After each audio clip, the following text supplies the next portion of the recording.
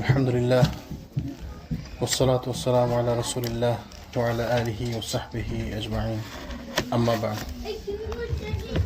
আমরা আলোচনা করতেছিলাম গত ক্লাসে রাসূল সাল্লাল্লাহু আলাইহি ওয়াসাল্লামের জীবনী সম্পর্কে। আমরা আলোচনা করছিলাম যে তাবুক যুদ্ধের পরবর্তী সময়ে কিছু ঘটনা সম্পর্কে, তা ওই একই বছরে তাবুক যুদ্ধের পরবর্তী সময়ে কিছু ঘটনা সম্পর্কে। তো কিছু গুরুত্বপূর্ণ ঘটনা ওই সময় সংঘটিত হয়েছিল, যেগুলোর কারণে আমরা ঐতিহাসিক ঘটনা, এই জন্য আমাদের একটু জানা দরকার। বলছিলেন যে ওই সময় একটি ঘটনা ঘটছিল যে একজন স্বামী স্ত্রীর মধ্যে লিয়ান প্রথার প্রচলন হতো, যেন আমরা বুঝতে পারি, যে জানতে পারি যে লিয়ান প্রথাটা কী। তারপর আমরা বলছিলাম যে ওই মহিলার ব্যাপারে রাসূল সাল্লাল্লাহু আলাইহি ওয়াসাল্লাম যে বিধান দিয়েছিলেন যে ব্যভিচার করছিল এবং তার যে অনেক তওবা করছিল, পরবর্তী আল্লাহ সুবহানাহু ওয়া তাআলা তাকে তওবার কারণে তাকে মাফ করে দিয়েছিলেন, কিন্তু তার ব্যভিচারের কারণে তাকে শাস্তি প্রাপ্ত হতে হয়েছিল। তাকে কয়েক বছর পরেও এবং তার বাচ্চা ভূমিষ্ঠ হওয়ার পরেও তাকে 2 বছর দুধ পান করার পরেও তাকে ওই শাস্তি কার্যকর করা হয়, মানে শাস্তি থেকে তাকে মুক্ত করা হয়নি, কিন্তু আল্লাহ সুবহানাহু ওয়া তাআলা তাকে তার তওবার কারণে মাফ করে দিয়েছিলেন। এত বেশি তওবা করছিলেন উনি। তারপর ওই বছরই বাদশাহ নাজাশী, সম্রাট আসমাহা, তিনি মারা গেছিলেন। রাসূল সাল্লাল্লাহু আলাইহি ওয়াসাল্লাম তার জন্য এই গায়েবানা জানাজা পড়ছিলেন এবং ওইখান থেকে গায়েবানা জানাজার বিধান শুরু হয়। আমরা আলোচনা করছিলাম গতদিন। আমরা আলোচনা করছি গতদিন যে রাসূল সাল্লাল্লাহু আলাইহি ওয়াসাল্লামের মেয়ে উম্মে কুলসুম, তিনি মৃত্যুবরণ করেন ওই সময়, ওই বছরে। যিনি ছিলেন ওসমান রাদিয়াল্লাহু আনহুর স্ত্রী এবং তিনি ছিলেন রাসূল সাল্লাল্লাহু আলাইহি ওয়াসাল্লামের দ্বিতীয় মেয়ে, যাকে ওসমানের সাথে বিবাহ দিয়েছিলেন। তিনি রাসূল সাল্লাল্লাহু আলাইহি ওয়াসাল্লাম আক্ষেপ করেছিলেন, যদি আমার আরেকটা মেয়ে থাকতো আমি তোমার সাথে বিবাহ দিতাম। এর পূর্বে বিয়ে হয়েছিল একবার। তো তিনি বলছিলেন যে ওসমান রাদিয়াল্লাহু আনহু 2 মেয়ের এই হাজব্যান্ড, রাসূল সাল্লাল্লাহু 2 মেয়ের হাজব্যান্ড, একজনের মৃত্যুর পর একজনের সাথে বিয়ে দিয়েছিলেন, উনিও মারা গেছেন। রাসূল তখন আক্ষেপ করেছিলেন, বলছিলেন যে আমার যদি আরেকটা মেয়ে থাকতো আমি তোমাকে তার সাথে আবার আরেকটা মেয়ের সাথে বিয়ে দিতাম। সুবহানাল্লাহ, কিরকম ভালো জামাতা পাইলে বা মেয়ের জামাই পাইলে এরকম বলতে পারে, তাই না? আর কি মানে সৌভাগ্যবান। সুবহানাল্লাহ। আবার আমাদের খেয়াল রাখতে হবে, একসাথে 2 বোনকে বিবাহ করা যায় না, মানে একই সময়ে 2 বোনকে বিবাহ করা যায় না, ঠিক না, এটা চলে না। তারপরে বড় বোন মারা গেলে করা যায়, এক বোন মারা গেলে এক বোনকে বিয়ে করা যায়, কিন্তু একই সাথে 2 বোনকে বিবাহ করা যায় না, ইসলাম সম্মত না। তারপর ওই সময়ে আরেকটি ঘটনা ঘটছিল গুরুত্বপূর্ণ। তিনি তাবুক হতে প্রত্যাবর্তনের পর মুনাফিক নেতা, কি নাম ছিল মুনাফিক নেতা? আব্দুল্লাহ বিন উবাই বিন সুলুল, তিনি মারা যান ওই বছর। আব্দুল্লাহ বিন উবাই বিন সুলুল, তিনি মারা যাওয়ার পরে রাসূল সাল্লাল্লাহু আলাইহি ওয়াসাল্লাম তার জানাজা জন্য গেছেন, জানাজা করতে গেছেন, উদ্যত হয়েছেন এবং তার জন্য ক্ষমা প্রার্থনা করেন। তার ওমরের বাধা দান সত্ত্বেও তার চালাতে জানাজা আদায় করেন। ওমর রাদিয়াল্লাহু আনহু, যে সবাই জানতেন যে এই লোক মুনাফিক, মানে সে তো মুনাফিকদের সর্দার ছিল, তো সবাই জানতেন। তো ওমর রাদিয়াল্লাহু তাকে বাধা দান করেন যে ইয়া রাসূলুল্লাহ, আপনি কি মুনাফিকের জানাজার সালাত আদায় করবেন? কিন্তু রাসূল সাল্লাল্লাহু আলাইহি ওয়াসাল্লাম চাচ্ছিলেন যেন আল্লাহ সুবহানাহু ওয়া তাআলা তাকে মাফ করে দেন, তার জন্য তিনি ক্ষমা প্রার্থনার জন্য দোয়া করছেন, তার সালাতের জানাজা আদায় করছেন এবং ওমরের বাধা সত্ত্বেও। কিন্তু পরবর্তীতে আল্লাহ সুবহানাহু ওয়া তাআলা কোরআনে আয়াত নাযিল করে দেন যে মুসলমানদের জন্য ওই মুনাফিকদের জানাজা পড়া, মানে মুসলমানদের জন্য না, ইমামদের জন্য মুনাফিকদের জানাজা পড়া, রাসূল মুনাফিকদের জানাজা পড়া নিষেধ করে দেন। কিন্তু যে আমরা কি সবাই জানি কে মুনাফিক? কারণ আমাদের মধ্যে তো অনেক মুনাফিকের ক্যারেক্টার আছে, তো আমরা কি জানি কে মুনাফিক? না। তাহলে আমি যদি বলি যে অমুক লোক মুনাফিক, ওর জানাজা আমি পড়বো না, এটা কি বলা যায় সম্ভব? না, কারণ আমরা জানি না এবং আমরা এটা বিধান দিতে পারবো না। রাসূল সাল্লাল্লাহু আলাইহি ওয়াসাল্লামকে আল্লাহ সুবহানাহু ওয়া তাআলা জানিয়ে দিতেন যে, এবং তিনি জানাইছেন যে অমুক মুনাফিক তমুক মুনাফিক, তাই না? তাদের জানাজা পড়া যাবে না, রাসূল সাল্লাল্লাহু আলাইহি ওয়াসাল্লামের জন্য বিধেয় ছিল না। কিন্তু আমাদের জন্য এরকম কোনো ব্যাপার নাই। শুধুমাত্র যদি কেউ এরকম হয় যে স্পষ্ট নিফাকি ক্যারেক্টার আছে, স্পষ্ট কুফরি যার মধ্যে আছে, এবং যে লোক বিখ্যাত, আমরা সবাই জানি যে নামাজ পড়ান, এরকম লোক থাকে না সমাজে, সবাই জানে সে বেনামাজি লোক, হুদাই নামে মুসলমান, মানে মুসলমানিত্বের কোনো ক্যারেক্টারই তার মধ্যে নাই, শুধু নাম আর কি, সলিউদ্দিন আর কলিমউদ্দিন। কিন্তু হে মুসলমান কি আর নামাজও পড়ে না, রোজাও রাখে না, আর ওই কোনো সময় তারা কেউ মসজিদও দেখে না। তো ওইরকম যদি কেউ মারা যায়, তাহলে বিখ্যাত ইমামরা তার জানাজা পড়ার জন্য উৎসাহিত হবে না। এমনি তার জানাজা পড়ে নিবে, কেউ অন্য কেউ পড়াই দিবে, কিন্তু বিখ্যাত ইমামরা কেউ জানাজা পড়বে না। তো এটা হচ্ছে মানে বিধান। তো ওই সময় মারা যায়, আব্দুল্লাহ বিন উবাই বিন সুলুল মারা যাওয়ার সময়। তো ওই ছিল ওই বছরের কিছু গুরুত্বপূর্ণ ঘটনা। তারপর যখন তাবুক থেকে ফিরে আসেন, তখন তিনি হজের সময় ছিল, আবু বকর রাদিয়াল্লাহু আনহুকে হজে পাঠান, আবু বকর রাদিয়াল্লাহু আনহুর নেতৃত্বে হজে পাঠান। নবম হিজরির হজ আবু বকর সিদ্দিকের নেতৃত্বে ওই সালের যুলকাদা কিংবা যুলহিজ্জা মাসে রাসূল সাল্লাল্লাহু আলাইহি ওয়াসাল্লাম মানাসিকে হজ কায়েম করার উদ্দেশ্যে আবু বকর সিদ্দিক রাদিয়াল্লাহু আনহুকে আমিরুল হজ হিসাবে প্রেরণ করেন, হজযাত্রী দলের নেতা হিসাবে প্রেরণ করেন। তিনি নিজে তার সাথে হজে যাননি। রাসূল সাল্লাল্লাহু আলাইহি ওয়াসাল্লাম কয়বার হজ করছেন? একবারই করছেন, ওই যেটা বিদায় হজ বলে পরিচিত, তার জীবনের সর্বশেষ বছরের যে হজটা, এবং ওই হজ থেকে আসার পরে কয়েক মাসের মধ্যে তিনি মারা যান। তো ওইটা ছিল তার একমাত্র হজ, এবং এর আগের বছরে তিনি আবু বকর রাদিয়াল্লাহু আনহুকে হজে পাঠাইছেন নেতা হিসেবে। এরপর সূরা তাওবার প্রথমাংশ অবতীর্ণ হয় যাতে মুশরিকদের সঙ্গে সম্পাদিত চুক্তিনামা সমতার ভিত্তিতে শেষ করে দেওয়ার নির্দেশ প্রদান করা হয়।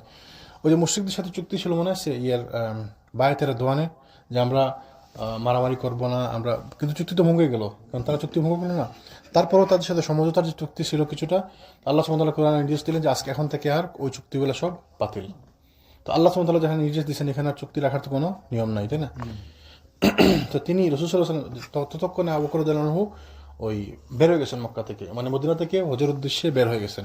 তো এরপরে ওই আয়াতটি নাজিল হয়েছে এবং বিধানটি নাজিল হয়েছে যে মুশরিকদের সঙ্গে সম্পাদিত চুক্তি সমঝোতার ভিত্তিতে বাতিল করতে হবে। মারামারির কিছু না, যে আজকে থেকে তোমাদের সাথে আমাদের চুক্তি নাই, সমঝোতার ভিত্তিতে চুক্তি বাতিল করতে হবে। তো আয়াত অবতীর্ণ হওয়ার পর তার পক্ষ থেকে রাসূল সাল্লাল্লাহু আলাইহি ওয়াসাল্লাম এ সম্পর্কে ঘোষণা প্রদানের জন্য আলী রাদিয়াল্লাহু আনহুকে প্রেরণ করেন। তো তৎকালীন আরবের নিয়ম ছিল যে কেউ যদি কোনো ঘোষণা দিতে চায়, যেমন এরকম বড় কোনো ঘোষণা, তাহলে তাকে নেতাকে নিজে আসতে হবে, অথবা তিনি কাউকে পাঠাইতে হবে তার পরিবারের মধ্য থেকে। তো তিনি রাসূল সাল্লাল্লাহু আলাইহি ওয়াসাল্লাম আলী রাদিয়াল্লাহু আনহুকে পাঠান যাতে গিয়ে তিনি আবু বকর রাদিয়াল্লাহু আনহুর সাথে মিলিত হয়ে মক্কা যান। তো যেহেতু রক্ত এবং সম্পদ সংশ্লিষ্ট অধিকার এবং চুক্তিনামার প্রশ্নে এটি ছিল আরবের নিয়ম, সেহেতু এমনটি করতে হবে যে সংশ্লিষ্ট ব্যক্তি নিজেই ঘোষণা করবে কিংবা পরিবারের কোনো সদস্যের মাধ্যমে তা করানো হবে। ব্যাপারটা বুঝতে পারছেন? হয় রাসূল সাল্লাল্লাহু আলাইহি ওয়াসাল্লাম নিজে এসে বলবেন যে চুক্তি বাতিল, অথবা তার পক্ষ থেকে তার পরিবারের কেউ এসে চুক্তি বাতিলের ঘোষণা দিবে। পরিবার বহির্ভূত কোনো ব্যক্তির মাধ্যমে প্রদত্ত ঘোষণা স্বীকৃত হতো না। এটা হচ্ছে আরবের তখন নিয়ম ছিল। আবু বকর রাদিয়াল্লাহু আনহুর সঙ্গে আলী রাদিয়াল্লাহু আনহুর সাক্ষাৎ হয় এবং আরজ অথবা জাযআন নামক উপত্যকায়। আবু বকর রাদিয়াল্লাহু আনহু জিজ্ঞেস করলেন যে আপনি কি নির্দেশদাতা নাকি নির্দেশপ্রাপ্ত? কারণ রাসূল তো আমাকে নেতা করে পাঠাইছেন, আর আপনি যে ঘোষণা নিয়ে আসছেন, আপনি কি নির্দেশদাতা নাকি নির্দেশপ্রাপ্ত হয়েছেন? মানে ব্যাপারটা হচ্ছে রাসূল তো আমাকে পাঠাইছেন। তো আলী রাদিয়াল্লাহু আনহু বলেন যে না, আমি নির্দেশপ্রাপ্ত, বরঞ্চ আমি নির্দেশপ্রাপ্ত, আমাকে নির্দেশ দেওয়া হয়েছে। তখন তারা দুজন একসাথে সফর করলেন হজের উদ্দেশ্যে। অতঃপর দুইজনই সামনের দিকে অগ্রসর হতে থাকেন। আবু বকর রাদিয়াল্লাহু আনহু সকল লোকজনকে সঙ্গে নিয়ে হজ পালন করেন এবং 10ই যুলহিজ্জা কোরবানির দিনে আলী রাদিয়াল্লাহু আনহু জামরার নিকট দাঁড়িয়ে মানুষের মাঝে, জনতার মাঝে দাঁড়িয়ে রাসূল সাল্লাল্লাহু আলাইহি ওয়াসাল্লাম নির্দেশিত বিষয়ে ঘোষণা প্রদান করেন এবং অঙ্গীকারকারীগণের সকল অঙ্গীকারের বিলুপ্তি ঘোষণা প্রদান করেন এবং এ সকল বিষয় চূড়ান্ত করার জন্য 4 মাস মেয়াদের কথা বলা হয়। তো জামারাতে যখন সবাই একত্রিত হয় তখন আলী রাদিয়াল্লাহু আনহু সবাইকে ডেকে একত্রিত করে ওই ঘোষণা প্রদান করেন এবং সবাইকে জানিয়ে দেন যে এখন থেকে সবার সঙ্গে সম্পাদিত চুক্তি বাতিল। এবং কিন্তু সাথে সাথে তো বাতিল বললে বাতিল হয় না, তো কিছু জিনিস যেমন অনগোয়িং থাকে, যে চলমান আছে। ধরুন এক্সাম্পল, আপনার সাথে আমার ব্যবসা আজকে থেকে বাতিল, কিন্তু আপনার কাছে যেমন সম্পদ আছে, আমার কাছে যে আপনার পণ্য আছে, তো এই জন্য 4 মাস সময় দেওয়া হয়, যে 4 মাসের মধ্যে সব কিছু ফাইনাল করতে হবে, আর কোনো চুক্তি থাকবে না। তবে যে মুশরিকগণ মুসলমানদের সঙ্গে অঙ্গীকার পালনে কোনো প্রকার ত্রুটি করেনি কিংবা মুসলমানদের বিরুদ্ধে অন্য কাউকে সাহায্য প্রদান করেনি, তাদের অঙ্গীকারনামা নির্ধারিত সময় পর্যন্ত বলবৎ রাখা হয়। কিন্তু যারা মুসলমানদের সাথে কোনো ওই চুক্তি ভঙ্গ করেনি বা মুসলমানদেরকে ক্ষতি করেনি, তাদের সাথে ওই যেটুকু সময় পর্যন্ত চুক্তি ছিল ওই সময় পর্যন্ত চুক্তি রাখার কথা রাসূল মানে ওই রাখার কথা বলা হয়।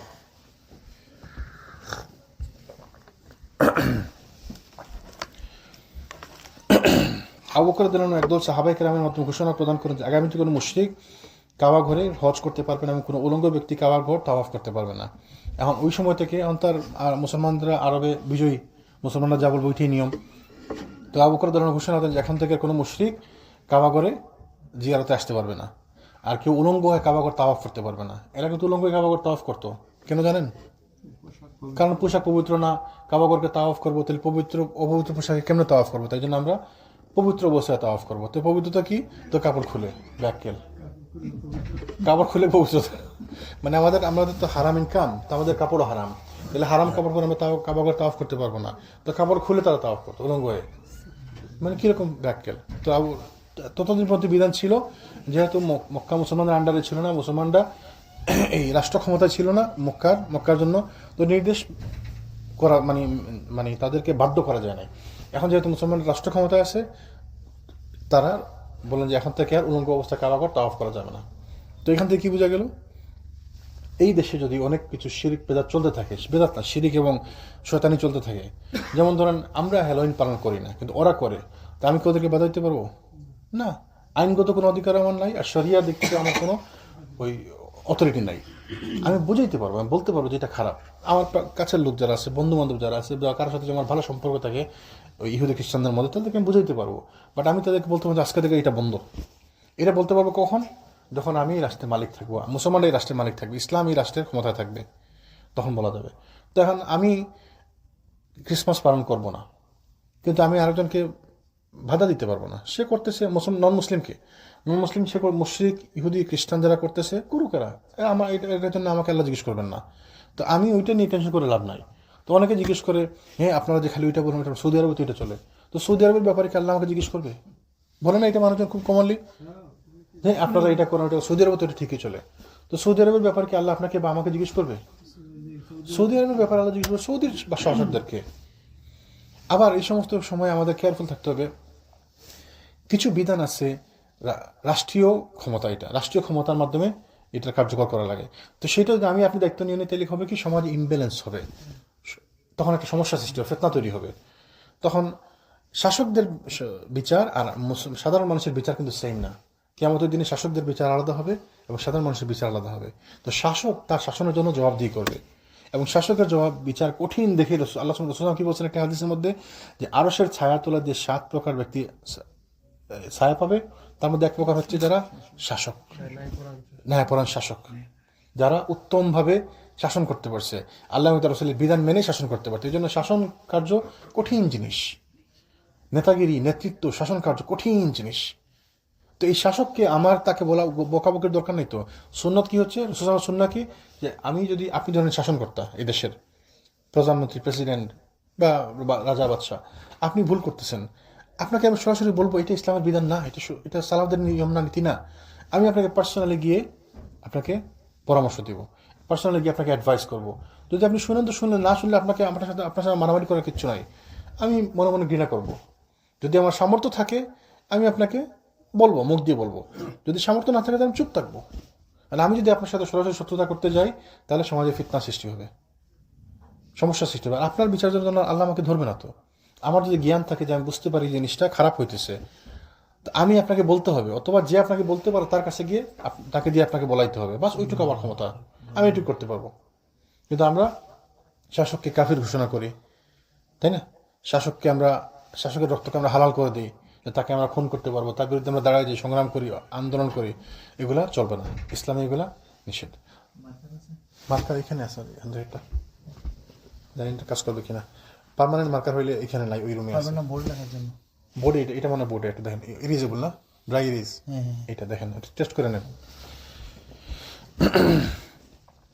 তো এই জন্য আর আবু বকর রাদিয়াল্লাহু আনহু করলেন কি, বলেন যে আজকে থেকে কাজ করে, ওকে, আজকে থেকে উলঙ্গ হয়ে কাবাগর তাওয়াফ করা নিষেধ, আর মুশরিকরা আর কাবাগরে জিয়ারতে আসতে পারবে না। এখন থেকে কাবাগরে শুধুমাত্র মুসলমানরা কাবাগরের, এবং তারপর থেকে আলহামদুলিল্লাহ এখন মধ্যে কাবাগরে কোনো মুসলিমরা যায় না। যদিও অনেকে বলে যে মক্কাতে কিন্তু মুসলমানদের ছাড়া অন্য কারো প্রবেশ নিষেধ, মক্কা এবং মদিনাতে 2 সিটিতে মুসলিম ছাড়া অন্য কারো প্রবেশ নিষেধ। আপনি যদি মক্কা সিটিতে ঢোকার সময় দেখবেন লেখা আছে নন মুসলিম অ্যালাউড বিয়ন্ড দিস পয়েন্ট, মানে নন মুসলিম অ্যালাউড না। কিন্তু যদি আল্লাহ অনেকে বলে যে যায়, অনেকে ছবি উঠায়, সত্য মিথ্যা আমরা জানি না।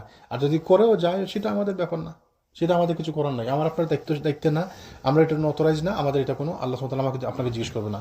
তবে ওইখানে সাধারণত নন মুসলিমরা অ্যালাউড না, ওই তারপর থেকে এবং এখন পর্যন্ত এটা বলবৎ আছে, আশা করি এটা থাকবে ইনশাল্লাহ ওই কিয়ামত পর্যন্ত। জি,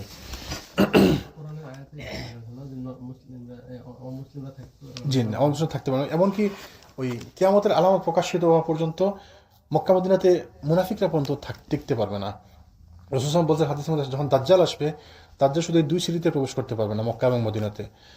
তো এই জন্য আমাদের অনেকে মনে ইচ্ছা আছে আমরা মদিনাতে গিয়ে থাকবো, মক্কা থেকে থাকবো, দাজ্জালের ফিতনা থেকে বেঁচে যাবো। না, মক্কা মদিনা থাকলে কি বেঁচে যাবেন?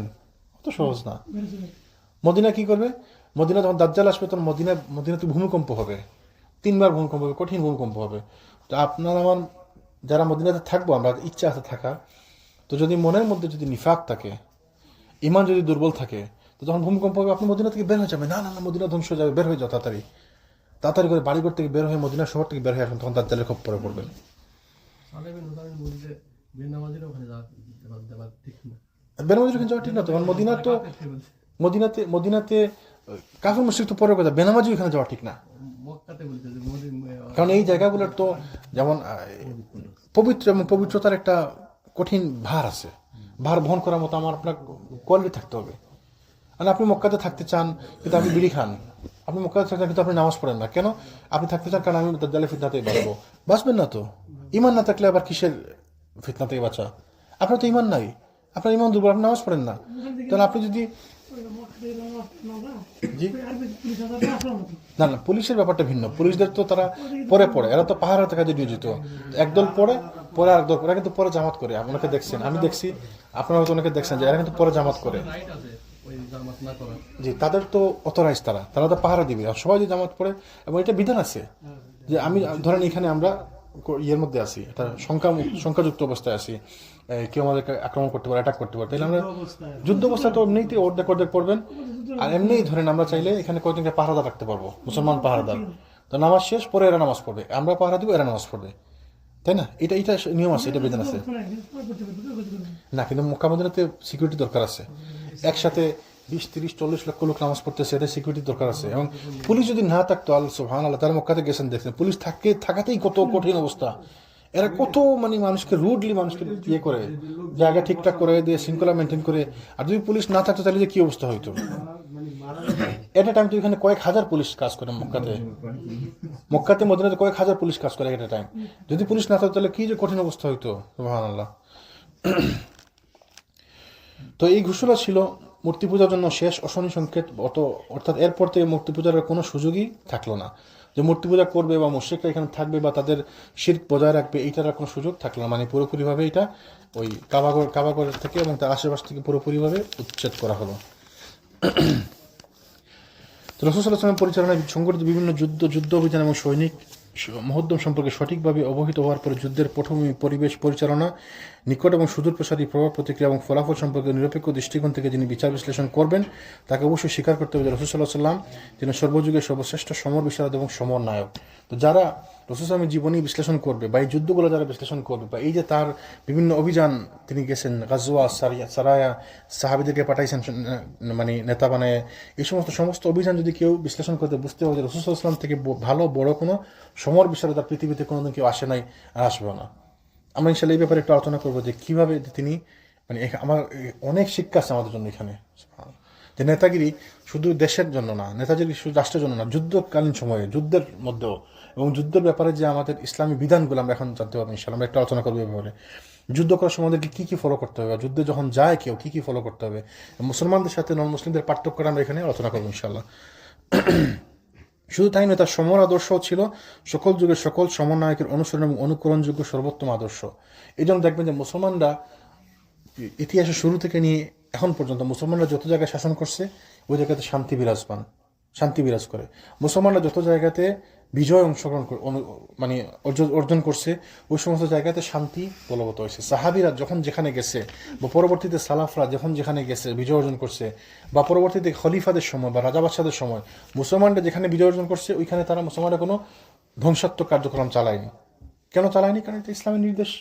রাসূল সাল্লাল্লাহু আলাইহি ওয়াসাল্লাম কোন সুন্নাহ যে রাসূল সাল্লাল্লাহু আলাইহি ওয়াসাল্লাম শিখিয়ে দিয়েছেন, আমরা এইভাবে অনুসরণ করার চেষ্টা করি। অনেক কেউ কম করে, কেউ বেশি পারে, কিন্তু আলহামদুলিল্লাহ আমরা এইভাবে অনুসরণ করার চেষ্টা করি। তার অন্তর্দৃষ্টি ছিল অত্যন্ত গভীর এবং সিদ্ধান্ত ছিল সঠিক ও প্রজ্ঞাপ্রসূত। রিসালাত এবং নবুয়তের বৈশিষ্ট্যে তিনি ছিলেন রাসূলগণের সর্দার এবং ছিলেন নবীকুলের শিরোমণি। সৈন্য পরিচালনার ক্ষেত্রে তিনি ছিলেন অতুলনীয় ব্যক্তিত্ব এবং একক গুণের অধিকারী। যখনই কোনো যুদ্ধের জন্য তিনি প্রস্তুতি গ্রহণ করেছেন তখন দেখা গেছে যুদ্ধের স্থান নির্বাচন, সেনাবাহিনীর বিন্যাস ব্যবস্থা, সমর কৌশল, সমরাস্ত্রের ব্যবহার বিধি, আক্রমণ, পশ্চাৎপসরণ ইত্যাদি সব ব্যাপারে তিনি সাহসিকতা, সতর্কতা এবং দূরদর্শিতার চরম পরাকাষ্ঠা প্রদর্শন করেছেন। তার সমর পরিকল্পনায় কোনো ত্রুটি হয়নি এবং এ কারণে মুসলিম বাহিনীকে কখনোই কোনো যুদ্ধে পরাজয় বরণ করতে হয়নি। রাসূল সাল্লাল্লাহু আলাইহি ওয়াসাল্লামের সিদ্ধান্তের কারণে মুসলমানরা কখনো পরাজয় বরণ করেনি, যে আমরা এই জায়গাতে যুদ্ধ করব, আমরা অত সংখ্যক লোক যাব, এইভাবে যুদ্ধ করব, ওইভাবে ভাগ করব, ওই দিক থেকে আক্রমণ করব, ওই দিক থেকে আক্রমণ করব, বা অমুক দিনে অমুক সময়, এই সমস্ত কোনো কারণে মুসলমানরা কখনো, রাসূলুল্লাহর কোনো সিদ্ধান্তের কারণে মুসলমানরা কখনো পরাজিত হয়নি। যে দুইটি যুদ্ধে পরাজয়ের সম্মুখীন হওয়ার সম্ভাবনা ছিল বা খানিক পরাজয় হয়েছে ক্ষণিকের জন্য, যেমন উহুদের যুদ্ধ, তাই না, এবং খন্দক,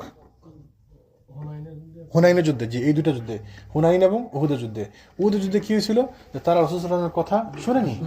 তিনি বলছেন যে তোমরা 50 জন তীরন্দাজ তোমরা এইখানে থাকবে এই পাহাড়ের উপরে। যদি তোমরা দেখো যে আমাদের পাখি এসে আমাদের গা থেকে মাংস খুলে নিয়ে যাচ্ছে, তবুও তোমরা এখান থেকে নড়বা না যতক্ষণ না আমি নির্দেশ দিই। কি কঠিন নির্দেশ ছিল না, যে এখান থেকে নড়া যাবে না, কারণ এখান থেকে যদি তোমরা নড়ো তাহলে আমাদের পিছন দিক থেকে আক্রমণ করার সুযোগ পাবে। রাসূল সাল্লাল্লাহু আলাইহি দেখেন সমর বিশারদ কি সুন্দর বুদ্ধি করছেন, কি সুন্দর প্ল্যান করছেন, সুবহানাল্লাহ। এরা যখন দেখলো যে মুসলমানরা এখানে জিতে গেছে, মুশরিকরা পলায় গেছে, তারা তো মনে করলো শেষ। তো তারা কয়েকজন বললো যে তাহলে তখন তো যুদ্ধ শেষ, আমরা গনিমতের মালের জন্য সংগ্রহ করার জন্য যাই। ওরা কিন্তু তখন ওইটা ভুলে গেছে। রাসূল তাদেরকে নির্দেশ দিচ্ছেন। কিছু সংখ্যক সাহাবী, কয়েকজন সাহাবী শুধুমাত্র বলছেন না, রাসূল সাল্লাল্লাহু বলছেন যে আমরা এখানে থাকতে হবে শেষ পর্যন্ত, যতক্ষণ নির্দেশ আসে তো আমরা থাকবো। তো এরা কিছু লোক ছিল, কিন্তু 50 জন থাকলে কিন্তু আর মুশরিকরা এদিকে আক্রমণ করতে পারতো না। তো এদিকে খালিদ বিন ওয়ালিদ সৈন্যদের নিয়ে যখন দেখলেন যে এদিকে লোক কমে গেছে, আক্রমণ করলেন, মুসলমানদের ক্ষণিক পরাজয় হয়েছে। তো সেটা কি জন্য হয়েছে? সাহাবীদের ভুলের কারণে, সাহাবীদের নির্দেশ না মানার কারণে, অবাধ্যতার কারণে। তো রাসূল সাল্লাল্লাহু আলাইহি ওয়াসাল্লাম নির্দেশের জন্য, বরঞ্চ তার নির্দেশ মানলে এখানে ওরা আসতে পারতো না, এদিকে আক্রমণ হতে পারতো না। তাহলে বোঝা গেল যে রাসূল সাল্লাল্লাহু আলাইহি ওয়াসাল্লামের সমর আদর্শ বা সূক্ষ্ম চিন্তাধারা বিপুল, বিশাল, মাশাআল্লাহ। আর 2 নম্বর ছিল হুনাইনের যুদ্ধ। হুনাইনের যুদ্ধে কি হয়েছিল?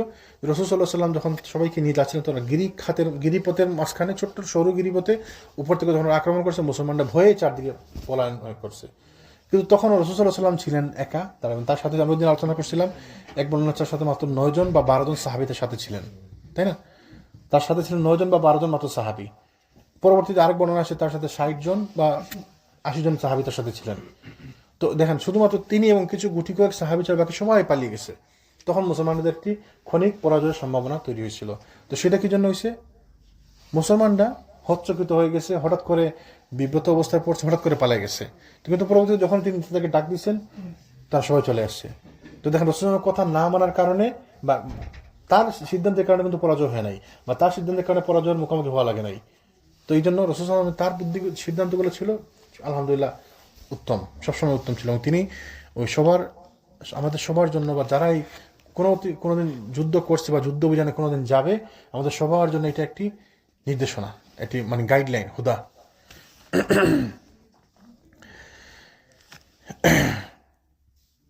তো আমরা ইতিপূর্বে যে আলোচনা করেছিলাম যে যুদ্ধ সম্পর্কিত কাজে, যুদ্ধের দৃষ্টিকোণ থেকে সেসব বিষয়ে আলোচিত হয়েছে। যুদ্ধ ছাড়াও এমন কতগুলো সমস্যা যেগুলো ছিল সমাধিক গুরুত্বপূর্ণ। নিরলস প্রচেষ্টার দ্বারা যে সকল সমস্যার সমাধান করে রাসূল সাল্লাল্লাহু আলাইহি ওয়াসাল্লাম তৎকালীন আরব সমাজে শান্তি এবং নিরাপত্তা সুনিশ্চিত করেন, অশান্তি এবং অনিষ্টতার অগ্নি নির্বাপিত করেন, মূর্তি পূজার মূলোৎপাটনের মাধ্যমে একটি পরিচ্ছন্ন ইসলামিক সমাজ ব্যবস্থা কায়েম করেন, আপুস এবং সন্ধি চুক্তিতে আবদ্ধ হওয়ার মাধ্যমে মুশরিকদের বৈরিতার অবসান ঘটান। দেখেন কি সুন্দর, তিনি এক এক সময় এক একভাবে সিদ্ধান্ত নিয়েছেন। একবার তো আবার যখন দেখলেন যে এদের সাথে চুক্তি করা দরকার, তাদের সাথে চুক্তি করছেন, তাই না? তাহলে মুশরিকদের সঙ্গে চুক্তি করা যায়, সমঝদার ভিত্তিতে চুক্তি করা যায়, নন মুসলিমদের সাথে চুক্তি করা যায়।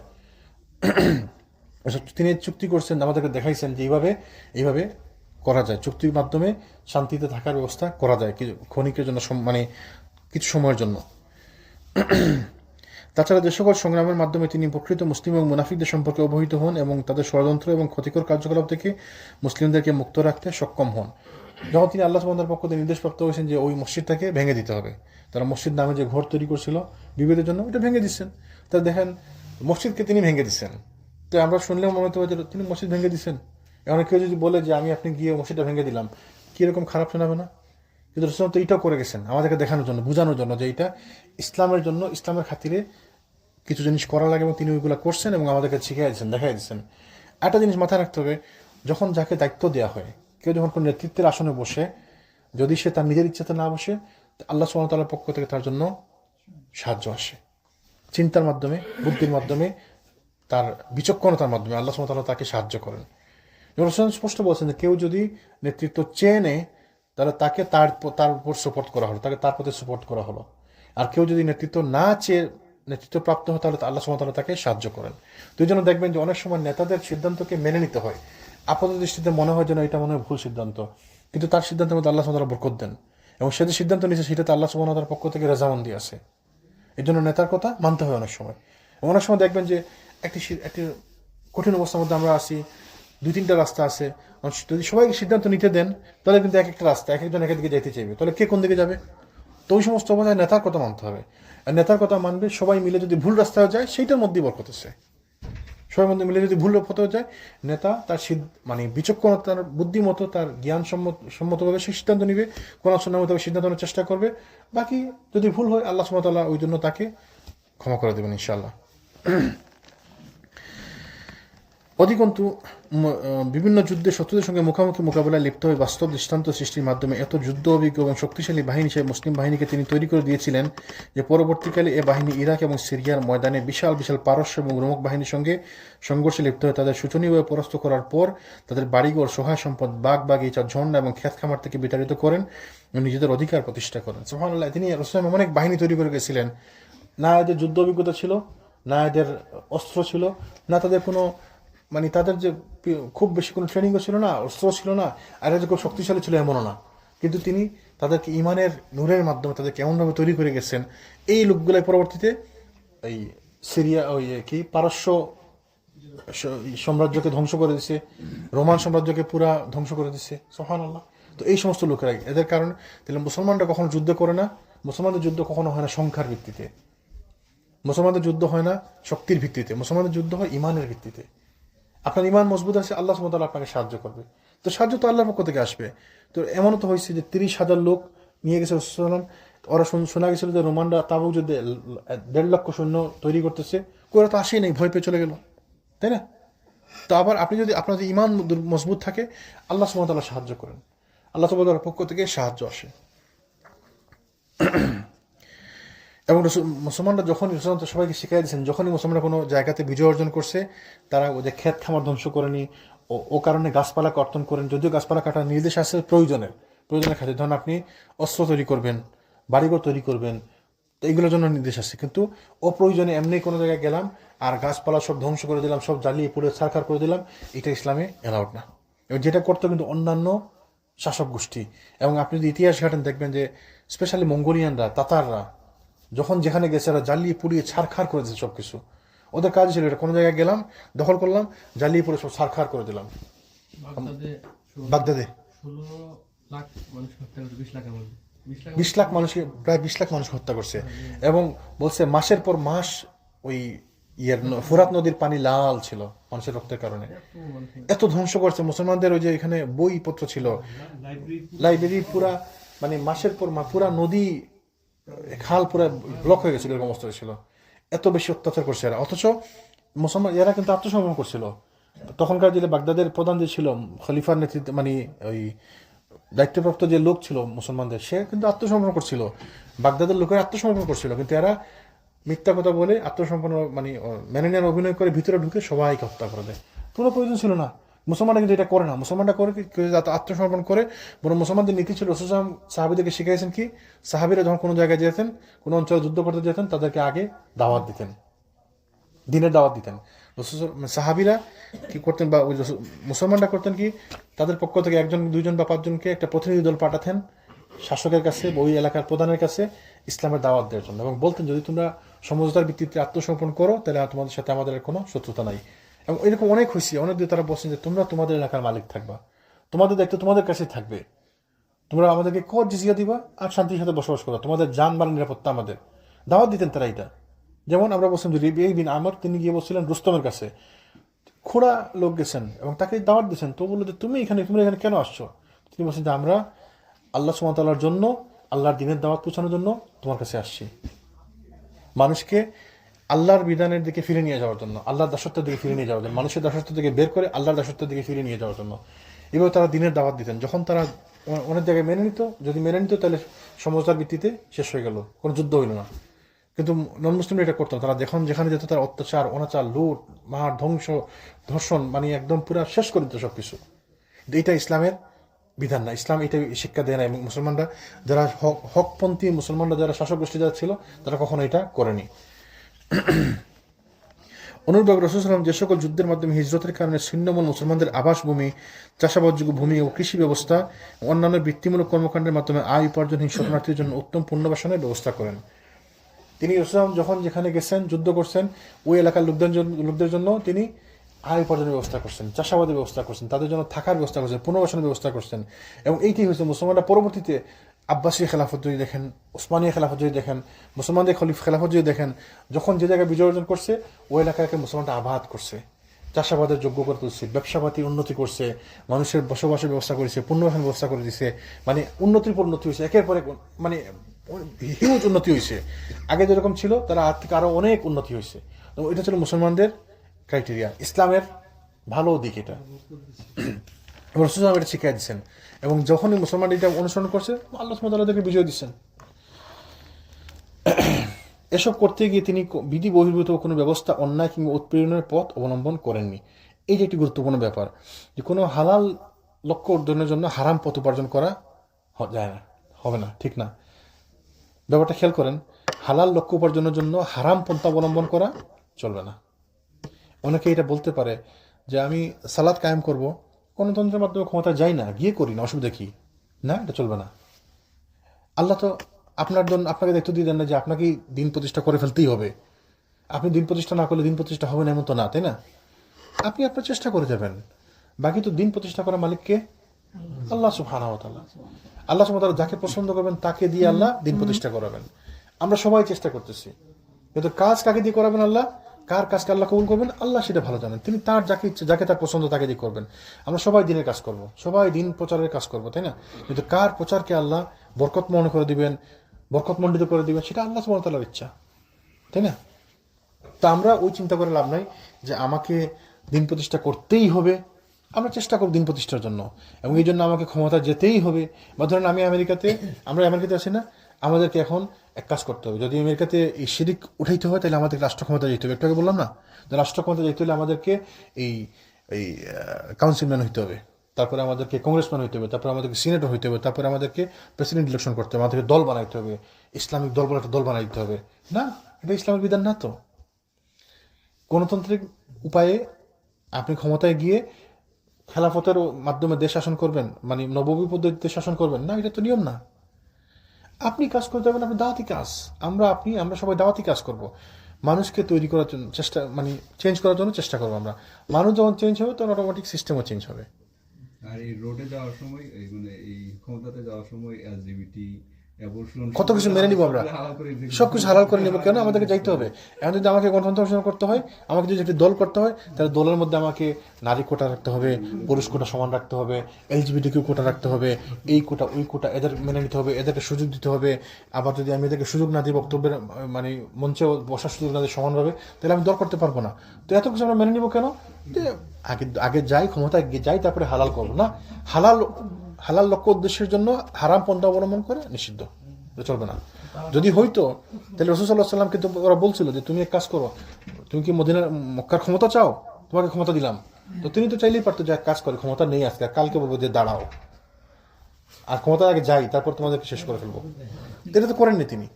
এবং তিনি চাইলেই আল্লাহ সুবহানাহু ওয়া তাআলা তাকে ক্ষমতা দিতে পারতেন, কিন্তু তিনি তাকে দিয়ে কষ্ট করেছেন, তাকে দিয়ে চেষ্টা করেছেন, দাওয়াতি কাজ করেছেন।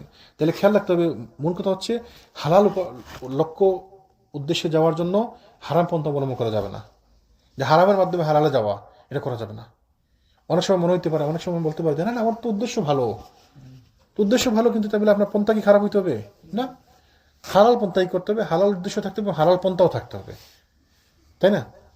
আল্লাহ আমাদের দূরত্ব থাকবে। এই জিনিসগুলো গুরুত্বপূর্ণ, এই যে ছোট ছোট পয়েন্টগুলো খুব গুরুত্বপূর্ণ। হালাল উদ্দেশ্যের জন্য, হালাল লক্ষ্য অর্জনের জন্য হারাম পন্থা অবলম্বন করা যাবে না। জি। যুদ্ধের লক্ষ্য, উদ্দেশ্য এবং নীতির ক্ষেত্রে রাসূল সাল্লাল্লাহু আলাইহি ওয়াসাল্লাম যুগান্তকারী পরিবর্তন সাধন করেন। জাহেলিয়াত যুগে যুদ্ধের রূপ ছিল লুটতরাজ, নির্বিচার হত্যা, অত্যাচার এবং উৎপীড়ন, ধর্ষণ, নির্যাতন, কায়িক ক্লেশ এবং কঠোরতা অবলম্বন এবং বিশৃঙ্খলা সৃষ্টি। আগের যুগের নিয়ম ছিল এটা। বা এই রাসূল সাল্লাল্লাহু আলাইহি ওয়াসাল্লামের পরেও নন মুসলিমরা কিন্তু এইটাই করছে, ভয়ের মাধ্যমে, ত্রাসের মাধ্যমে রাজত্ব করছে। এদেরকে ভয় পাওয়াইতে হবে, এরা আমাকে ভয় পাইতে হবে, এদেরকে ধ্বংস করে দেবো, মেরে ফেলবো, কেটে ফেলবো, তাহলে আমাকে ভয় পাবে। যেটা ফিরআউন করছে, যে সবাইকে তটস্থ করে রাখতো, সবাইকে অত্যাচার করতো, জুলুম করতো। ইসলাম এটা করে না। ইসলাম করে কি? সবাইকে শান্তির মাধ্যমে, সমঝোতার মাধ্যমে, সবাই ভাই ভাই, সবার অধিকার আছে। নন মুসলিম যখন কোনো জায়গায় শাসন করছে, ইসলামকে পুরো বিতাড়িত করে দিচ্ছে। কিন্তু মুসলমানরা যখন কোনো জায়গায় শাসন করছে, নন মুসলিমদের কত চার্চ, গির্জা, উপাসনালয়, কত, ইন্ডিয়াতে যখন মুসলমানরা শাসন করছে, হিন্দুদের গিয়ে ছিল না, ওই মন্দির ছিল না, অসংখ্য মন্দির ছিল। কিন্তু যখন ওরা শাসন করতেছে, দেখেন কি অবস্থা করছে আমাদেরকে। স্পেনে মুসলমানরা 800 বছর শাসন করছে, স্পেনে 800 বছর। এবং স্পেনের কথা শুনলেই খারাপ লাগে, মন খারাপ আসে, কান্না চলে আসে। মুসলমানরা এত 800 বছর স্পেন শাসন করছে, স্পেনের মধ্যে সবাই থাকতো, খ্রিস্টানরাও থাকতো, জুইশ থাকতো, মানে যারা ছিল সবাই থাকতো, সবাই আরামের সাথে শান্তির সাথে থাকতো। যখনই ওরা নিছে মুসলমানদের সব মসজিদ সব বন্ধ করে দিচ্ছে, এবং কত শত শত বছর স্পেনে কোনো মসজিদ ছিল না। এখন মসজিদ তো পরে স্পেনের বাচ্চাদের যে ইতিহাস শিখায়, জি ইতিহাসের মধ্যে মানে ইসলাম সম্বন্ধে কোনো না, খালি ওটুকুই করে যে অন্য কারণে এই মুসলমানরা এইখান থেকে জি। বিতাড়িত করছে। ওরা এমন অত্যাচার করছে মুসলমানদের না, সব মসজিদ টসজিদ সব ধ্বংস করেছে। মসজিদ তো দূরের কথা, মুসলমানরা নিজের পরিচয় পর্যন্ত দিতে পারে নাই। মুসলমান পরিচয় দিলে আপনাকে মেরে ফেলতো, তো মুসলমানরা পরিচয় লুকায় থাকতো। এক পর্যায়ে দেখে মরিস্কো বলা হতো, অপশন দিতে ওই দিতে হয় মুসলিমটা খ্রিস্টান, জি আনা যাবা। তো মুসলমানরা করতো কি, যারা ভিতরে ভিতরে মুসলমান ছিল কিন্তু সামনে ওরা খ্রিস্টান হয়েছে বা ধর্ম রূপান্তর করছে, এদের নাম ছিল মরিস্কো। তো মরিস্কোরা লুকায় লুকায় থাকতো ভিতরে, মানে মুসলমান তার ইমান আছে আর সামনে সে উপরে সে খ্রিস্টান হয়েছে দেখানোর জন্য, কারণ থাকতে হবে, তার পরিবারকে বাঁচাইতে হবে। এরকম অনেক শত শত বছর চলছে স্পেনে। তো এটা হচ্ছে নন মুসলিমদের সিস্টেম। ওরা অত্যাচারের মাধ্যমে, জুলুমের মাধ্যমে শাসন করতো। রাসূল সাল্লাল্লাহু আলাইহি ওয়াসাল্লাম আমাদেরকে শিখাইছেন আমরা ন্যায়ের মাধ্যমে, আমরা সুন্দর ব্যবস্থার মাধ্যমে, সমঝোতার মাধ্যমে, সবার সাথে মিলেমিশে থাকার মাধ্যমে শাসন করব। এবং এইটি আমরা যখনই যদি আল্লাহ আমাদের কখনো সুযোগ দেন, আমাদেরকে এইভাবেই অনুসরণ করতে হবে। আল্লাহ যেন আমাদেরকে বোঝার তৌফিক দান করেন। কিন্তু ইসলামী জাহেলি যুগের সে যুদ্ধ নামের দানবীয় কাণ্ড কারখানাকে পরিবর্তন এবং সংস্কার সাধনের মাধ্যমে পবিত্র জিহাদে রূপান্তরিত করেন।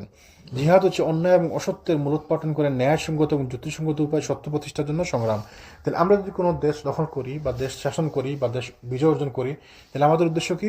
সত্য প্রতিষ্ঠা করা, অসত্যকে মূলোৎপাটন করা, জালিমকে জুলুমকে বিতাড়িত করা এবং মজলুমদেরকে সাহায্য করা, মানুষকে শান্তভাবে মানে শান্তির সাথে থাকার জন্য ব্যবস্থা করে দেওয়া, সবার জন্য মানে সবার জন্য ভালোভাবে থাকতে পারে, তাদেরকে ইসলামের দাওয়াত দিব, তাদেরকে ইসলামের সৌন্দর্য দেখাবো। এবং এইভাবেই ইসলামের বিকাশ সাধন হয়, এইভাবে ইসলামের দাওয়াত প্রচার হয়। এইটা হচ্ছে রাসূলের শিক্ষা। এবং মুসলমানরা যেমন আমরা বলছিলাম যে যত জায়গায় গেছে, আপনি আব্বাসী খেলাফত দেখেন, ওসমানী খেলাফত দেখেন, যে জায়গায় গেছে যুদ্ধ করছে, বিজয় অর্জন করছে, যুদ্ধের পরে আর কারো কোনো রক্তপাত নেই, যুদ্ধের পরে আর কোনো ধ্বংসাত্মক কোনো কার্যকলাপ নেই। মুসলমানদের সিস্টেম এইটা, রাসূল সাল্লাল্লাহু আলাইহি ওয়াসাল্লাম এটাই শিখিয়েছেন আমাদের, এবং এইটাই সাহাবীরা করে গেছেন, এবং এইটাই তার পরবর্তীতে আমরা সবাই শিখে আসলাম। আগামীতে যদি এরকম কিছু হয়, আমাদেরকে এইভাবেই অনুসরণ করতে হবে। যুদ্ধের নীতি ইসলামের নীতি এইটা। জিহাদ বা সত্য প্রতিষ্ঠানের সংগ্রামে অযৌক্তিক বাড়াবাড়ি, অন্যায়, উৎপীড়ন, ধর্ষণ, নির্যাতন, লুণ্ঠন, অপহরণ, অহেতুক হত্যা ইত্যাদি কোনো কিছুরই সামান্যতম অবকাশও ছিল না। এই যে মহিলাদেরকে ক্ষতি করা, বাচ্চাদের হত্যা করা, সুবহানাল্লাহ। দেখেন সিরিয়াতে কত শত শত হাজারে হাজার লাখে লাখে বাচ্চা মারা গেছে। ফিলিস্তিনে দেখেন বাচ্চা, বুড়া, মহিলা, বাচ্চা সবাই এমনি বেদাদারসে মারতেছে এরা। মুসলমানদের এটা নীতি না, মুসলমান এভাবে করে না। This is not Islamic. মুসলমান এটা করবে না, এটা মুসলমানরা। তো এই ব্যাপারটা, এই যে পার্থক্য মুসলমানদের সাথে নন মুসলিমদের, কাফিরদের, মুশরিকদের সাথে মুসলমানদের পার্থক্য, এইখানে পার্থক্য। এই জন্য যখন যেখানে মুসলমানরা বিজয় অর্জন করছে, তার সাধারণ মানুষরা, অন্যান্য মাযহাবের, অন্যান্য ধর্মের মানুষরা মুসলমানদেরকে পছন্দ করছে, কারণ তারা দেখছে যে এখানে শান্তি, এখানেই সৌন্দর্য বিরাজমান। শত্রুপক্ষের উপর আক্রমণ পরিচালনা, সাক্ষাৎ সমর, যুদ্ধ পরিচালনা, যুদ্ধবন্দী, যুদ্ধোত্তর ব্যবস্থাপনা ইত্যাদি বিভিন্ন ব্যাপারে রাসূল সাল্লাল্লাহু আলাইহি ওয়াসাল্লাম যে নীতি অনুসরণ করেছিলেন, সর্বযুগের সমর বিশারদগণ তার ভূয়সী প্রশংসা করেছেন। এই যে যুদ্ধের পর যে বন্দী করে নেওয়ার পর তাদের সাথে কীরকম ব্যবহার করা হবে, এদেরকে কীরকম খাবার দেওয়া হবে, এই যে এখন তো জেনেভা কনভেনশন হয়েছে, যুদ্ধবন্দীর সাথে ভালো ব্যবহার করতে হবে। রাসূল সাল্লাল্লাহু আলাইহি ওয়াসাল্লাম তো তখন শিখিয়েছেন, যুদ্ধবন্দীদেরকে নিজেদের খাবার থেকে খাবার দিয়েছেন। যারা যুদ্ধবন্দী করে নিয়ে গেছিলেন তাকে তো কেউ বলে দেন, তখন তো কোনো নিয়ম ছিল না, কোনো সংবিধান ছিল না, কোনো বইপত্র ছিল না। তিনি কেমনে বুঝলেন যে বদরের যুদ্ধে তাদেরকে নেওয়া হয়েছে, এদের সাথে ভালো ব্যবহার করতে হবে, এদেরকে ভালো খাবার দিতে হবে, এদেরকে সুন্দর করে রাখতে হবে? এটা কে শিখেছে? রাসূল সাল্লাল্লাহু আলাইহি ওয়াসাল্লাম তো আল্লাহ সুবহানাহু ওয়া তাআলার পক্ষ থেকে শিখছেন, আল্লাহর কাছ থেকে শিখছেন, তাই না? তো এই জন্য তিনি যা শিখিয়ে গেছেন ওইটাই আমাদের জন্য আদর্শ। ইসলামের যুদ্ধের উদ্দেশ্য ভূমি কিংবা সম্পদ দখল, সাম্রাজ্য বিস্তার কিংবা আধিপত্যের সম্প্রসারণ নয়। নির্যাতন, নিপীড়িত এবং অবহেলিত মানুষকে সত্যের পথে আনয়ন, ন্যায় এবং কল্যাণ ভিত্তিক সমাজের সদস্য হিসাবে সম্মানজনক জীবনযাপন, সকল প্রকার ভুয়া আভিজাত্যের বিলোপ সাধনের মাধ্যমে অভিন্ন এক মানবত্ববোধের উন্মেষ ও লালন। ইসলামের যে বিভিন্ন জায়গায় যে মুসলমানরা বিজয় অর্জন করছে, বিভিন্ন দেশে দখল করছে, উদ্দেশ্য কি আমাদের ইসলাম, মানে আমার ধরেন এক্সাম্পল, আমি এলাকার বাদশাহ, আমি এই সাম্রাজ্যের বাদশাহ, তা আমি দখল করলাম একটা জায়গা, কি জন্য? যেন আমার সাম্রাজ্য বড় হয়। এটা যদি উদ্দেশ্য হয়, তাহলে আমাদের উদ্দেশ্য হচ্ছে দুনিয়া, এবং সেখানে আল্লাহর পক্ষ থেকে বরকত আসবে না, বারাকা আসবে না। এবং যখনই মানুষ নিজেদের পার্সোনাল চিন্তা করছে তখনই আল্লাহ বারাকা উঠে গেছে এবং তখনই মুসলমানদের পরাজয় হয়েছে। তো যদি আমার উদ্দেশ্য থাকে যে না, আমি আমার এলাকাতে ইসলাম প্রতিষ্ঠিত আছে এবং আমি অন্যান্য এলাকাতে ইসলাম প্রতিষ্ঠার জন্য কাজ করে যাব, যেমন ওই এলাকাতে জুলুম চলতেছে, আমি ওইখানে ইসলাম প্রতিষ্ঠা করব, ওই এলাকার মধ্যে ইসলামের সৌন্দর্য নাই, আমি এখানে ইসলাম সৌন্দর্য মানুষকে দেখাবো, তো এই যদি উদ্দেশ্য হয় বিভিন্ন দেশ দখলের সাম্রাজ্য বর্ধন করার চেয়ে ইসলামের বিস্তার যদি আমাদের উদ্দেশ্য হয়, ইসলামের প্রচার যদি আমাদের উদ্দেশ্য হয়, তাহলে সেটা হবে ইবাদত এবং সেখানে আল্লাহ সুবহানাহু ওয়া তাআলার পক্ষ থেকে বারাকা থাকবে। আল্লাহ সুবহানাহু ওয়া তাআলা কোরআনের মধ্যে বলেন, وما لكم لا تقاتلون في سبيل الله والمستضعفين من الرجال والنساء والولدان الذين يقولون ربنا أخرجنا من هذه القرية الظالم أهلها واجعل لنا من لدنك وليا واجعل لنا من لدنك نصيرا। এবং অসহায় নারী পুরুষ এবং শিশুদের জন্য যারা দোয়া করছে, হে আমাদের প্রতিপালক, আমাদেরকে জালিম অধ্যুষিত জনপদ থেকে মুক্তি দাও এবং তোমার পক্ষ হতে কাউকে আমাদের বন্ধু বানিয়ে দাও এবং তোমার পক্ষ হতে কাউকে আমাদেরকে সাহায্যকারী করে দাও। তো আল্লাহ কোরআনের মধ্যে আল্লাহ বলছেন যে অসহায়রা যখন দোয়া করে যে আল্লাহ তোমার পক্ষ থেকে কাউকে আমাদের বন্ধু বানিয়ে দাও আর তোমার পক্ষ থেকে কাউকে আমাদের সাহায্যকারী বানিয়ে দাও, তাহলে আমরা যখন কোনো জুলুমবাজদের বিরুদ্ধে যুদ্ধ করব বা মজলুমদের বাঁচানোর জন্য যুদ্ধ করব, তা আমাদের উদ্দেশ্য হবে ওইটাই যে আমরা তাদের জন্য আল্লাহ সুবহানাহু ওয়া তাআলার পক্ষ থেকে তাদের বন্ধু হব, তাদের জন্য আল্লাহ সুবহানাহু ওয়া তাআলার পক্ষ থেকে পাঠানো সাহায্য হব। তাহলে আমাদের উদ্দেশ্য কি থাকবে বা মুসলমানদের উদ্দেশ্য কি ছিল? যে জুলুমের মূলোৎপাটন করা, মজলুমদেরকে সাহায্য করা, তাদের বন্ধু হওয়া, তাদেরকে সাহায্য করার জন্য, তাদের সাহায্যকারী হওয়ার জন্য। কিন্তু যদি আমাদের উদ্দেশ্য থাকে সাম্রাজ্য বাড়ানো, সুনাম বাড়ানো, সম্পদ যদি উদ্দেশ্য থাকে, তাহলে সেখানে বারাকা থাকবে না। আমি যদি কোনো দেশ স্বাধীন করতে চাই, কোনো দেশকে বিজয় অর্জন করতে চাই, আমার উদ্দেশ্য যদি থাকে এইটা যে তাদের সাহায্য করব, এদেরকে জুলুম থেকে বের করে আনবো, জালিম শাসক থেকে এদেরকে মুক্ত করব, তাহলে এটা ইবাদত। এই যে এই আয়াত অনুযায়ী, সূরা নিসার এই আয়াত অনুযায়ী এটা ইবাদত না? আর যদি আমার উদ্দেশ্য থাকে যে না, আমি ওই এলাকা যদি দখল করি, ওইখানে ওই তেলের খনি আছে, ওইখানে গ্যাসের খনি আছে, ওইখানে সোনার খনি আছে, তাহলে ওই এলাকাতে আমি ওইগুলো উদ্ধার করবো আর আমি পয়সাওয়ালা হয়ে যাবো বা আমার এলাকার সাম্রাজ্য বড় হবে, তাহলে আমাদের উদ্দেশ্য খারাপ, তো সেখানে ইবাদত হবে না, আল্লাহ সুবহানাহু ওয়া তাআলার পক্ষ থেকে বারাকাও থাকবে না। তো এই যে শিক্ষাগুলো আমাদেরকে রাসূল দিয়ে গেছেন, এগুলো আমাদের জন্য বড় শিক্ষা। যুদ্ধ বিগ্রহের ব্যাপারে রাসূল সাল্লাল্লাহু আলাইহি ওয়াসাল্লাম যে সকল মানবোচিত আইন কানুন প্রণয়ন বা প্রবর্তন করেছিলেন, সেনাবাহিনীর প্রধান কিংবা সাধারণ সৈনিকগণ যাতে কোনোভাবেই তার অপপ্রয়োগ না করেন কিংবা এড়িয়ে না যান, তার প্রতি তিনি সর্বদাই সতর্ক দৃষ্টি রাখতেন। তিনি যে শুধু নিজেই এটা করতেন এমন না, সবাইকে তিনি এটা করতে নির্দেশ দিতেন। এবং তখন তিনি কোনো যুদ্ধে যেতে পারতেন না, সবাইকে বলে দিতেন যে তোমরা কেয়ারফুল, যখন তোমরা ওই এলাকায় যাবা কোনো অন্যায় কাজ করতে পারবে না, মহিলাদেরকে মারতে পারবে না, বাচ্চাদেরকে মারতে পারবে না, যারা আত্মসমর্পণ করে এদেরকে মারতে পারবে না, কোনো গাছপালা এমনি কর্তন করা যাবে না কোনো ছাড়া, দরকার ছাড়া, এগুলো তিনি শিখিয়ে দিতেন। তিনি মেক শিওর করতেন যেন ওরাও এগুলা মেনে নেয়। তখন তিনি কাউকে কোনো সফরে পাঠাতেন সাহাবীদেরকে, তিনি সাহাবীরা ঘোড়ায় চড়ে যেত বা উঠে চড়ে যেত, তিনি তার সাথে হেঁটে হেঁটে যেতেন এবং তাদেরকে এই পরামর্শগুলো দিতেন, অ্যাডভাইস করতেন, যতক্ষণ না তারা একটি পাহাড়ের আড়ালে চলে যায়। তো দেখেন তিনি নিজে করছেন এবং সাহাবীদেরকেও শিখিয়ে গেছেন। এবং এই জন্যই আমরা এগুলা শিখছি এবং আমাদেরকে এগুলো অনুসরণ করতে হবে। যে যতটুকু পারি, আলহামদুলিল্লাহ, সবাই তো আমরা তার মতো পারবো না, রাসূল সাল্লাল্লাহু আলাইহি ওয়াসাল্লামের মতো যে যতটুকু পারি আমরা দিনের উপর থাকা, দিনের পথে চলার চেষ্টা করতে হবে আমাদেরকে। সুলাইমান বিন বুরাইদা হতে বর্ণিত, তিনি রাসূল সাল্লাল্লাহু আলাইহি ওয়াসাল্লাম যখন কোনো ব্যক্তিকে কোনো মুসলিম সেনাবাহিনী অধিনায়ক কিংবা অভিযাত্রী দলের নেতা নির্বাচিত করতেন, তার গন্তব্যস্থানে যাত্রার প্রাক্কালে তাকে তার নিজের ব্যাপারে আল্লাহর তাকওয়া অবলম্বন করতে এবং তার সঙ্গী সাথীদের ভালো মন্দের ব্যাপারে বিশেষভাবে উপদেশ প্রদান করতেন। দেখেন তিনি তখন কেউ যেত, তাকে আল্লাহ সুবহানাহু ওয়া তাআলার পক্ষ থেকে নিজের ব্যাপারে তাকওয়া অবলম্বন করতে বলতেন। তুমি তাকওয়া অনুসরণ করবা, কারণ তুমি আল্লাহকে ভয় করতে হবে। তুমি যদি আল্লাহকে ভয় করো, তাহলে তুমি বুঝবা যে আমি তারপর জুলুম করা যাবে না, আমি জালিম হতে পারবো না, আমি তাকে জুলুম করতে পারবো না, অন্যায় করতে পারবো না, কারণ আমার তো আল্লাহ দেখতেছেন, আল্লাহকে সঙ্গে জবাবদিহি করতে হবে। তো এই যদি চিন্তা থাকে, তাহলে আমরা কেউ খারাপ কিছু করতে পারবো না। তিনি এই সুলাইমান বিন বুরাইদা রাদিয়াল্লাহু তাআলা বলেন, তিনি বলেন যখনই কাউকে পাঠাতেন তাকে তিনি এগুলা বলে দিতেন যে তুমি আল্লাহর প্রতি বিশ্বাস রাখবা এবং আল্লাহ তোমার নিজের ব্যাপারে তাকওয়ার অবলম্বন করবা। তিনি আরো বলতেন, আল্লাহর নির্দেশিত পথে আল্লাহর নামে যুদ্ধ করবে, যারা আল্লাহর কুফরি করেছে তাদের সঙ্গে যুদ্ধ করবে। তার যুদ্ধ কার সঙ্গে করবে? যারা আল্লাহর সাথে কুফরি করেছে, তাই না? তার মানে যারা অন্যায় করতেছে শুধুমাত্র এদের সাথে যুদ্ধ করবে, ন্যায়সঙ্গতভাবে যুদ্ধ করবে, বিশ্বাসঘাতকতা করবে না, অঙ্গীকার ভঙ্গ করবে না, শত্রুপক্ষের কোনো ব্যক্তির নাক কান ইত্যাদি কর্তন করবে না। তো নাক কান কখন কর্তন করা হয়? যদি করা যায়, ধরেন এক্সাম্পল, আমি আপনার নাক কান কাটতে যাই। কখন কাটবো? তো আপনাকে মারার পরে, তাই না?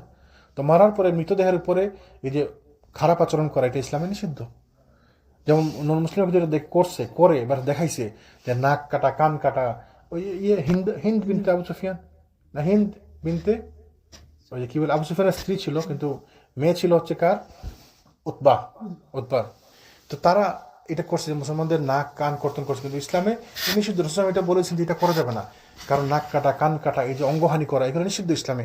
তো আমরাও এগুলা করতে পারবো না। আপনি যে যত অত্যাচার করুক আপনার সাথে, রসুলের সাথে খারাপ ব্যবহার করছে, সারা জীবন তার বিরুদ্ধে কবিতা লিখছে, কিন্তু যখন তার কাছে আসছে, এসে ইসলাম গ্রহণ করছে, তার নাম এইরকম একটি ঘটনা করছে।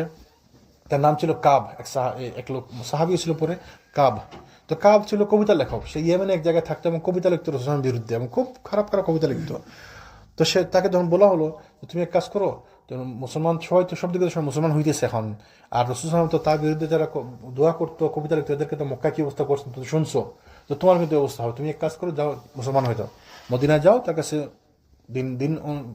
দিনের প্রবেশ করো, মুসলমান হয়ে যাও। তো সে মদিনাতে আসছে, ওই লোক আসার পর, আমরা ইনশাআল্লাহ আগামী দিন হয়তো আলোচনা করবো।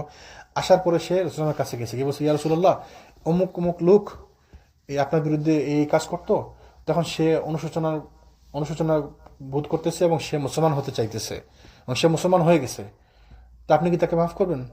তো বলছে হ্যাঁ, আমি তাকে অবশ্যই তাকে মাফ করে দেবো। সে তওবা করছে, মুসলমান হয়েছে, তাকে মাফ করে দেবো। তো বলছে তাহলে আমি সেই লোক। মানে সে ভয়ে কিন্তু তার নাম বলে নাই, তার নিজে যে সে ওই লোক এসব বলে নাই। তো এটা শোনার পরে সাথে সাথে আনসার সাহাবি ছিল, সাথে সাথে উঠছে তাকে মেরে ফেলবে, যে এত বড় শয়তান, খারাপ লোক।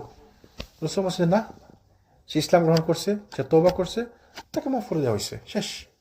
তো ইসলামের বিধান এটাই। আপনার সাথে আমার যতই খারাপ আচরণ থাকুক, আপনি আমার সাথে যতই খারাপ আচরণ করেন, যতভাবে আমাকে অন্যায় আচরণ করেন, আপনি যখন আপনি মাফ চাইছেন, তওবা করছেন, বাস আপনার শেষ মাফ। মক্কা বিজয় করে দেখেন সবাইকে মাফ করে দিচ্ছে রাসূল। শুধুমাত্র কয়েকজনের নাম বলছিল যে অমুক অমুক অমুক অমুককে মাফ করা হবে না, কিন্তু এদের মধ্যে তো অনেককে মাফ করে দিচ্ছে, কারণ তারা মাফ চাইছে, তওবা করছে। তাহলে ইসলামের সৌন্দর্য হচ্ছে এটা। মক্কা বিজয়ের পরে দেখেন কোনো মানে 10 জন লোক মারা যায় নাই মক্কা বিজয় অনুষ্ঠানে, অভিযানে।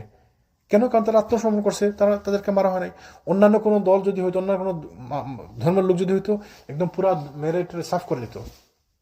কিন্তু ইসলামের বিধান এটা না। ইসলাম আমাদেরকে শিক্ষা দিচ্ছে, রসুল আমাদেরকে শিক্ষা দিচ্ছেন অন্যভাবে। এবং কি আরো কি বলছেন, নাক কান ইত্যাদি কর্তন করবে না, বাড়াবাড়ি করবে না, এবং কোনো শিশুকে হত্যা করবে না। অনুরূপভাবে রাসূল সাল্লাল্লাহু আলাইহি ওয়াসাল্লাম সহজভাবে কাজকর্ম সম্পাদন করার জন্য নির্দেশ প্রদান করতেন। বলতেন, ইয়াসসিরু ওয়ালা তুআসসিরু ওয়াসাক্কিনু ওয়ালা তুনাফফিরু। সহজভাবে কাজ করো, কঠোরতা অবলম্বন করো না, মানুষকে শান্তি দাও এবং ঘৃণা করো না। মানে কাজকে সহজ করে দাও তোমরা। আমরা হুদাই কাজকে কঠিন করি মাঝে মধ্যে, তাই না? রাসূল কি বলছে, ইয়াসসিরু ওয়ালা তুআসসিরু, তোমরা কাজকে সহজ করো দাও, কঠিন করো না। তাহলে আমরা, এটাই আমাদের শিক্ষা, আমরা কোনো কাজকে সহজ করে দিব না। একজন লোক নামাজ পড়তে আসছে, নতুন মুসলমান হয়েছে, তাই না? ধরেন একজন মুসলমান নতুন হয়েছে, সে আসছে নামাজ পড়তে, সে নামাজ পারে না, তো ঠিক আছে, অসুবিধা না, আপনি আসেন, পড়েন, যেমনি পারেন পড়েন। এত নতুন মুসলমান হয়েছে মাত্র, তো আপনি যেমনি পারেন পড়েন, কোনো অসুবিধা নাই। এখন যদি আপনি তাকে নিয়ম করে দেন, না তোমাকে অজু শিখতে হবে, অজুর শর্ত কী কী মুখস্থ করো, তারপর অজুর ওয়াজিবগুলো মুখস্থ করো, ওয়াজিব ফরজগুলো মুখস্থ করো, তারপর অজুর সুন্নতগুলো মুখস্থ করো, তারপর কী কী আর অজু নষ্ট হয়ে গেলো শিখো, তারপর দেখো অজু করো ভালো করে, দেখো সব পুরো হাত দিচ্ছে কিনা। মাত্র মুসলমান হয়েছে লোক, এর মুসলমান থাকবো নি, তো কবরে বাবা এত ঝামেলা তো দরকার নেই আমার। তাইলে আল্লাহ রাসূল কি বলছে, সহজ করে দাও তোমরা, ইয়াসসিরু ওয়ালা তুআসসিরু, তোমরা সহজ করো, কঠিন করো না। তো এ মাত্র মুসলমান হয়েছে, সে আসুক না, তাকে নামাজ পড়ুক না, তো তার জন্য আমার একটু যদি নিয়ম কানুন করতে, তাহলে তো কঠিন করে দিলাম তার জন্য দিনকে, তাই না? তো এই জন্য এটা করা যাবে না। তা আল্লাহ আমাদেরকে বোঝার তৌফিক দান করেন। আজকে আমরা শেষ করে দিই, আদানের সময় গেছে, আগামী দিন আমরা ইনশাআল্লাহ কন্টিনিউ করবো। এই যে আমাদের জন্য শিক্ষা আছে রসুলের জীবনীতে, এগুলো আমাদেরকে শিখতে হবে। শুধু আলোচনা করলাম আর শেষ করে গেলাম এমন না। ইনশাআল্লাহ আমরা আমাদের এই বাংলা সিরা শেষ হয়ে যাবে রোজার আগে, ইনশাআল্লাহ আল্লাহ তৌফিক দান করেন। আমাদের বাংলা সিরা শেষ হয়ে যাবে রোজার আগে, হয়তো আরও 5 হয়তো 10টা ক্লাস থাকবে, ইনশাআল্লাহ শেষ হয়ে যাবে রোজার মধ্যে। আর রোজার পরে আমরা শুরু করবো ইনশাআল্লাহ ইংলিশ সিরা, ব্রাদার বশির, এটা শুরু করবো ইনশাআল্লাহ ইংলিশ সিরা। তো সেটাতে আমরা ইনশাআল্লাহ যারা ইংলিশ ভাষী, যারা আমাদের এটা অংশগ্রহণ করতে পারেনি সিরাতে, ওটা অত ডিটেলস হবে না, হয়তো 1 বছর লাগবে, 40-50 পর্ব হয়তো থাকবে। ব্রাদার বসে এটা করবে ইনশাল্লাহ রোজার পরে। আর আমরা রোজার পরে শুরু করবো সাহাবীদের জীবন ইনশাল্লাহ, হয়তো আবু বকর রাদিয়াল্লাহু আনহু থেকে শুরু করে তারপরে ওমর, ওসমান, আলী, ধারাবাহিকভাবে আমরা শুরু করবো ইনশাল্লাহ। আল্লাহ যেন আমাদের বুঝার তৌফিক দান করেন, আমরা যেন রাসূলের জীবন থেকে শিখে আমাদের জীবনে ইমপ্লিমেন্ট করতে পারি। সুবহানাকাল্লাহুম্মা বিহামদিকা আশহাদু আল্লা ইলাহা ইল্লা আনতা আস্তাগফিরুকা ওয়া আতুবু ইলাইক।